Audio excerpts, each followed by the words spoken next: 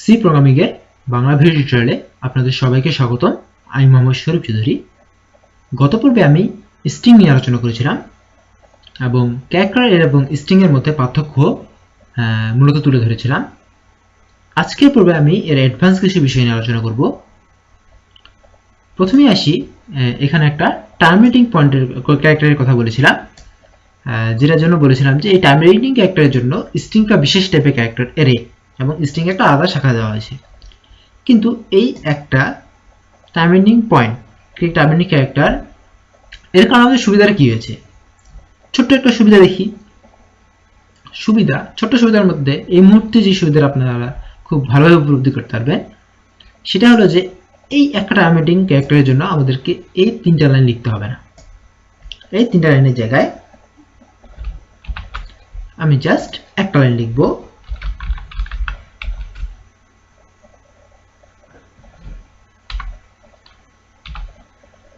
%s,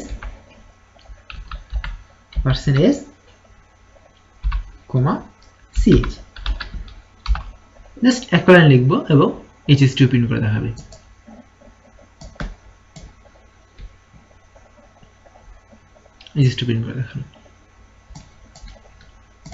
খুব সুবিধা, এবং এটি শুধুমাত্র ব্যাকস্ল্যাশ 0 কারণে হয়েছে। এখানে যদি ব্যাকস্ল্যাশ 0 না থাকতো, যদি অন্য কোনো ক্যারেক্টার থাকতো, তাহলে আমরা আমাদের ডিজায়ার আউটপুট পেতাম না। কি চলে আসছে, EFG H পর্যন্ত চলে আসছে সব।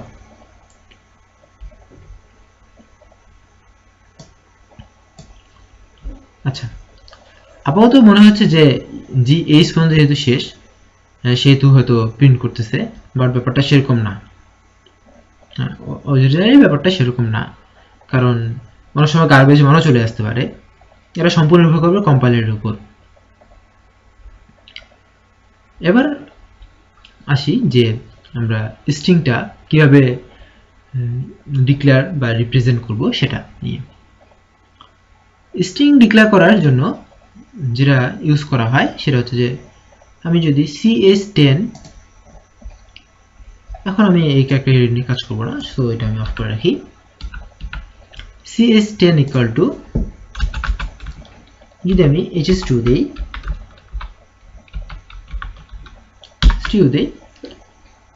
তাহলেও আমার আউটপুট hs2 আসবে।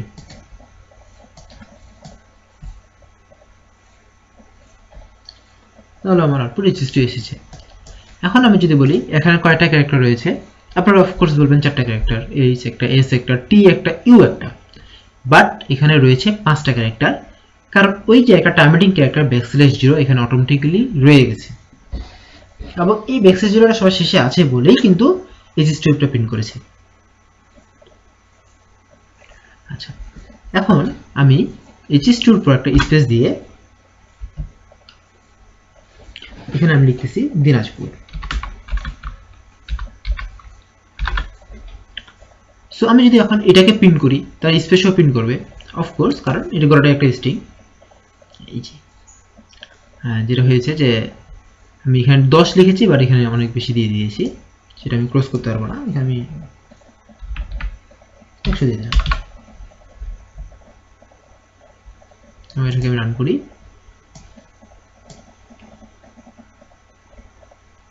দিনাজপুর প্রিন্ট করে ফেলেছে। আমি বলেছিলাম যে এখানে একটা \0 আছে, এটা কিন্তু \0 না, এটা কিন্তু স্পেস, আর এটা হচ্ছে \0 বা \n না, নিউ লাইনও না। এগুলো জিনিস একটু খেয়াল রাখতে হবে। এখানে \0 আছে বলে এদের প্রিন্ট করেনি। এই ব্যাপারটা আপনাদেরকে একটু উপলব্ধি করার জন্য আমি জাস্ট একটা ছোট কাজ করব, সেটা হচ্ছে যে দেখুন, ক্যারেক্টারের এগুলো সিএলডি থাকবে, এটা থাকবে C0, C1, C2, C3, C4 এ স্পেস, C5 এ D, C6 এ হচ্ছে I। যেমন আমি এখানে %C দিয়ে যদি CH আমি 6 প্রিন্ট করি, তাহলে I প্রিন্ট করবে।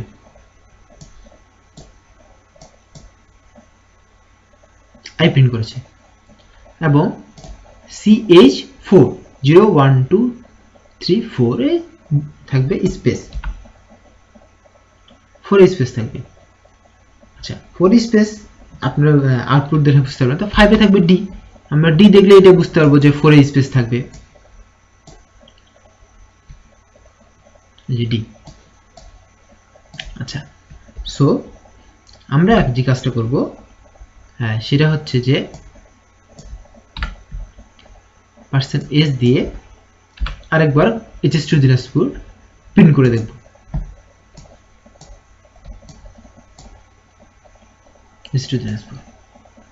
আচ্ছা আমি যেটা বলেছিলাম যে HS2 দিনাজপুরের শেষে ব্যাকস্ল্যাশ 0 আছে এবং ওটাই যখন এখানে প্রিন্ট করতে বলা হচ্ছে তখন একটা পর একটা প্রিন্ট হচ্ছে এবং সবশেষে যখন ব্যাকস্ল্যাশ 0 পাচ্ছে তার মানে আর প্রিন্ট করতে হবে না, মানে আমার স্ট্রিংটা শেষ, এটাই বোঝাচ্ছে।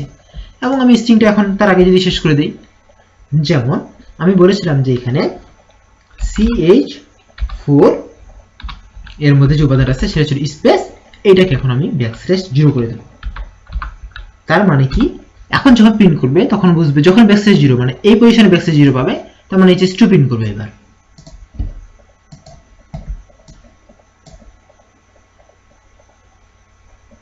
HS2 প্রিন্ট করছে, অর্থাৎ ব্যাকস্ল্যাশ 0টা হচ্ছে এখানে মূল ফ্যাক্টর।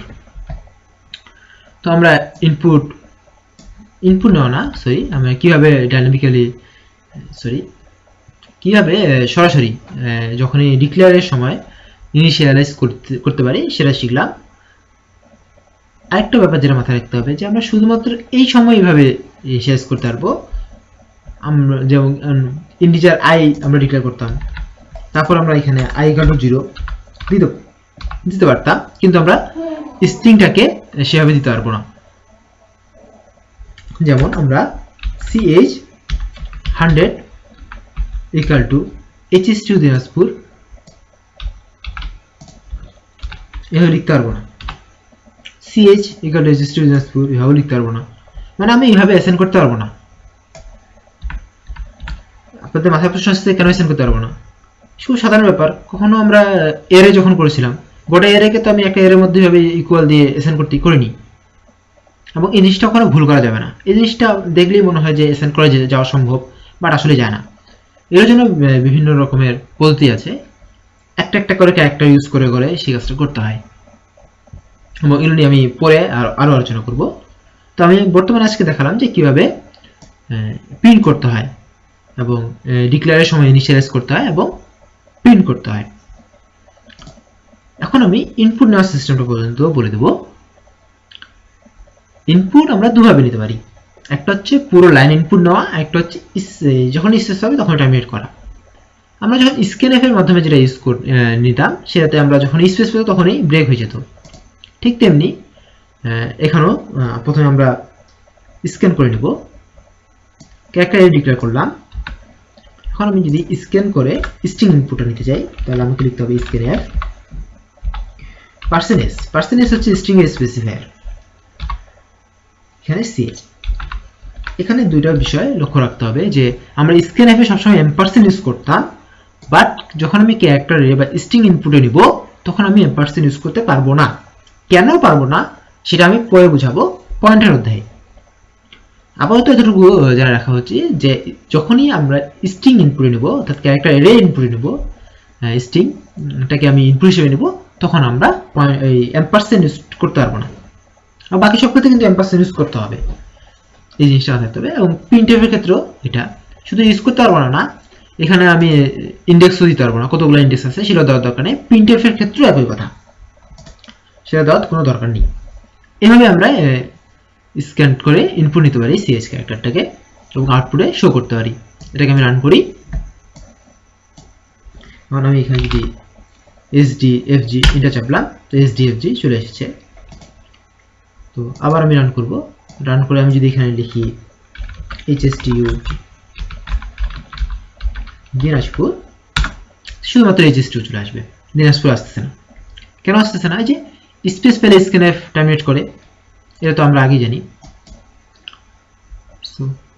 কিন্তু সমস্ত লাইনটাকে আমি ইনপুট হিসেবে নিতে পারি, এর জন্য বেশ কিছু প্রসেস রয়েছে। তার মধ্যে একটা প্রসেসের মধ্যে রয়েছে আমি এখানে এটা দিয়ে উপরে এই টুপি চিহ্ন দিয়ে ব্যাকস্ল্যাশ এন লিখব। কেন লিখবো সেটা আমি এর পরের এটাতে বর্ণনা করব, বাট আমি এইভাবে লিখি আগে। লিখে রাখার পরে এখন আমি এখানে যদি লিখি HSTU দিনাজপুর, তাহলে HSTU দিনাজপুর পুরোটা চলে আসছে।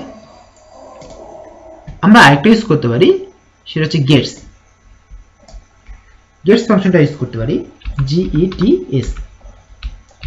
গেটস লেখার পরে আমি ভিতরে CH দেব এবং এটাকে আমি রান করব। রান করার পরে আমি যদি লিখি